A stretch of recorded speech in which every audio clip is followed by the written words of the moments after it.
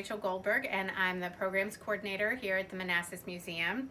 March is Women's History Month, and so today we're going to focus on a couple of women who are very important to the history of Manassas and Manassas today, and that is Eugenia and Fanny Osbourn. So here I have a picture of Fanny Osbourn, and here I have a picture of Eugenia and her cat.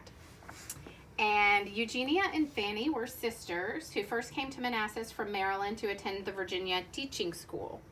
Later, Fanny worked as a tutor for the Weems family and other families until her workload got to be such that she realized, you know what, it's about time we start a school here.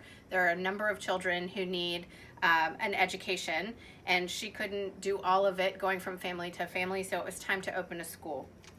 So in 1890, the sisters established a private school for white children and called it the Manassas Institute. The Manassas Institute was on the grounds of what today is the Manassas Museum. The curriculum at the school was such that it focused on college prep, and for that it had a wonderful reputation. And in fact, some colleges and universities allowed students without having to have them take the entrance exams, as long as they had gone to the Manassas Institute and done well at that school, which is a testament to the curriculum there.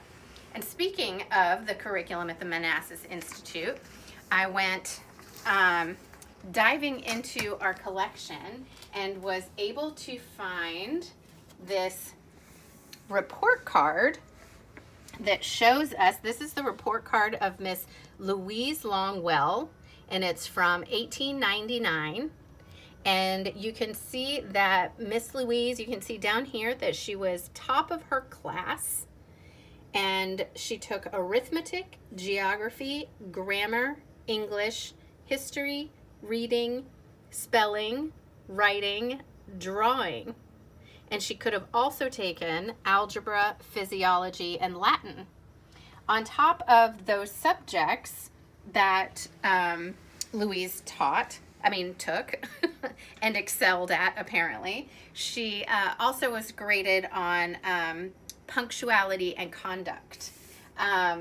We also, was very excited to find, we also have, from the same year, Louise's diploma. And you can see that this diploma was awarded to Louise for completing the college preparatory course of instruction in Latin, French, English, mathematics, history, and science. And you can see that it's signed down here at the bottom by Frances Osborne Metz and Eugenia Osbourn. So it was very exciting for me to see that we had Louise's report card from being first in her class, as well as her diploma from when she graduated. So that was very exciting. In 1906, the Manassas Institute became a public school at the urging of the residents of Manassas. It merged with the public school system in Prince William County, and Miss Fanny became the principal. She remained the principal until she died in 1912, and after that, Eugenia took over, or was appointed actually, as principal. Eugenia stayed on as principal until 1928, when she retired, and then she stayed on until the 1940s as the librarian at the school.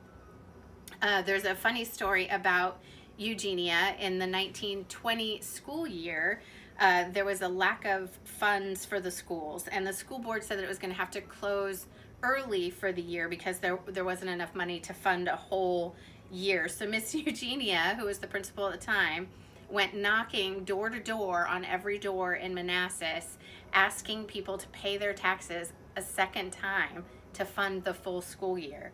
And people did. And so students went the full school year for the 1919-1920 school year instead of it being cut short.